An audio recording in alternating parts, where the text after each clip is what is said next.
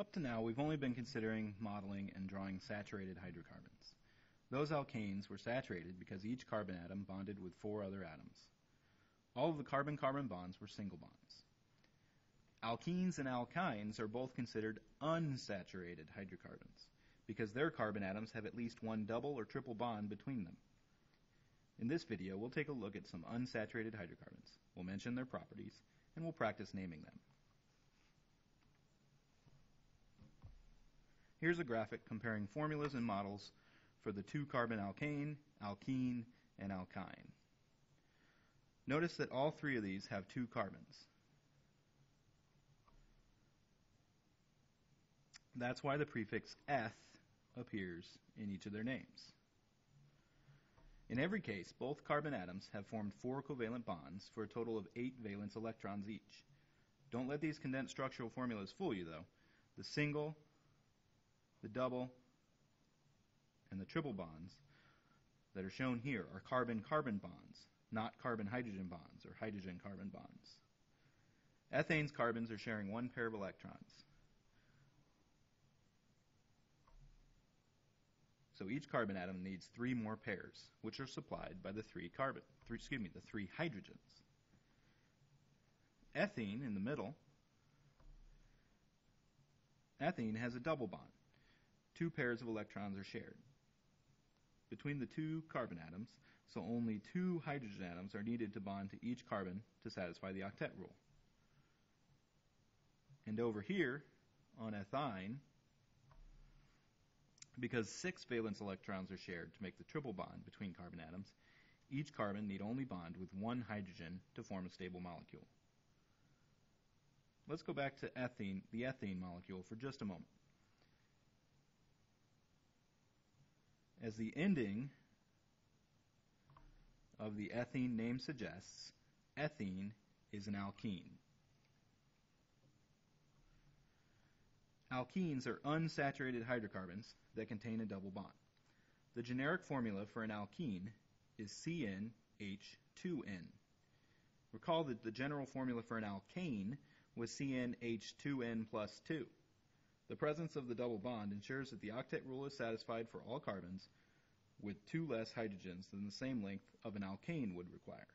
So the general formula is CnH2n for an alkene. The ethene name is the official name from the IUPAC. The molecule is commonly called ethylene. Whatever you call it, this alkene is perhaps the most important molecule in industry because it is the starting material for many plastics, but more on that next time. Ethene is also the gas released by fruits as they ripen, and that's the reason why you wouldn't want to store those fresh bananas in an airtight bag.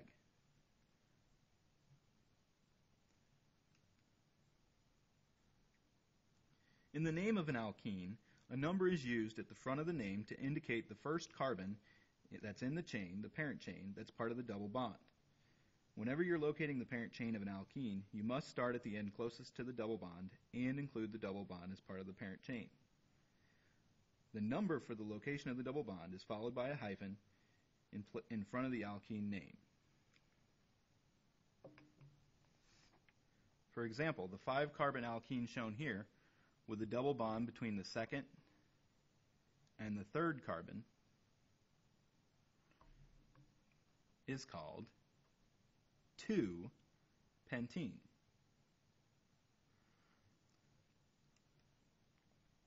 Let's try a little practice. What's the name of the first alkene here?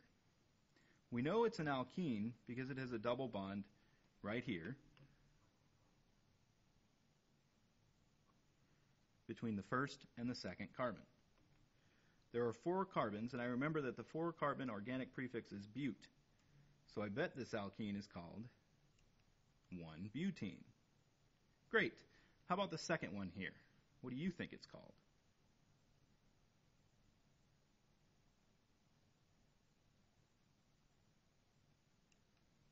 2-butene, because the double bonds between the 2nd and 3rd carbon.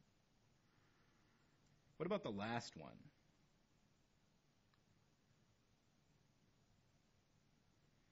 Wait a second, that's just 1-butene again.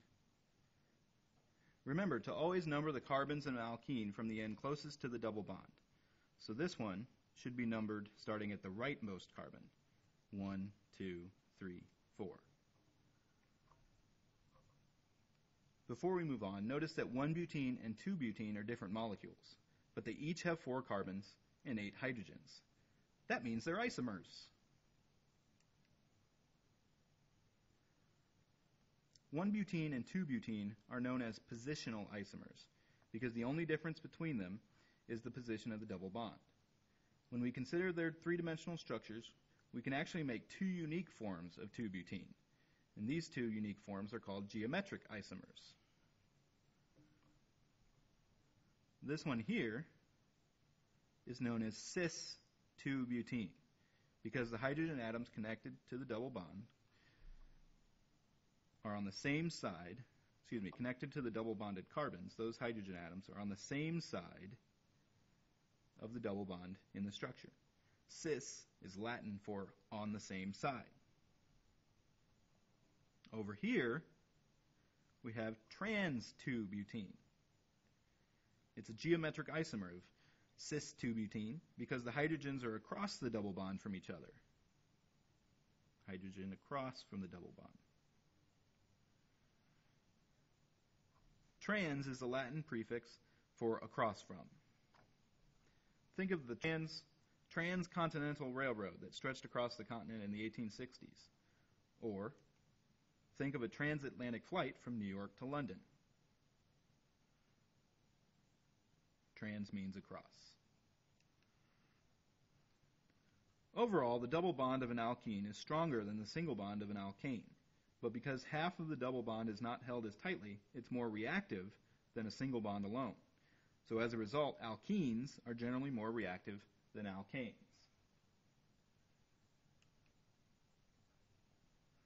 If you've been wondering about those triple bonded hydrocarbons, wonder no more, because an unsaturated hydrocarbon with a triple bond between the 2 carbon atoms is called an alkyne. The sharing of a third pair of electrons between 2 carbons means that the alkyne version has 2 fewer hydrogens than the alkene with the same number of carbons. That means that the general formula for an alkyne is 2n minus 2, shown here.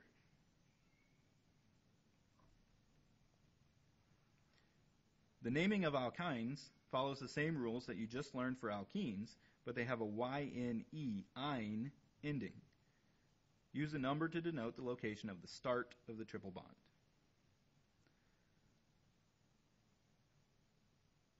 Acetylene is often used in welding torches, but the IUPAC calls it ethyne because it has 2 carbons and a triple bond between them. And just as we noted for alkenes, the extra pairs of electrons being shared between the carbon atoms makes alkynes even more reactive than alkenes. We've spent some time this chapter learning about all kinds of compounds, but let's look at one more unique organic molecule. Benzene's formula is C6H6, and it forms a 6-membered ring. The structure shown here on the left, with alternating single and double bonds between the carbon atoms of the ring, is not an accurate picture of benzene. Benzene is the most famous example of a class of compounds called aromatic compounds. The name originates from the pleasant odors many of these compounds are known for. You wouldn't want to smell benzene, though, because it's also a carcinogen. Anyway, aromatic compounds use those extra electrons in the ring to form a special type of bond that's shared among all the carbons in the ring. In benzene's case, the 6 carbons in the ring all share these 3 pairs of valence electrons. So as a result, a more accurate structure of benzene is the hexagon with a circle in the middle.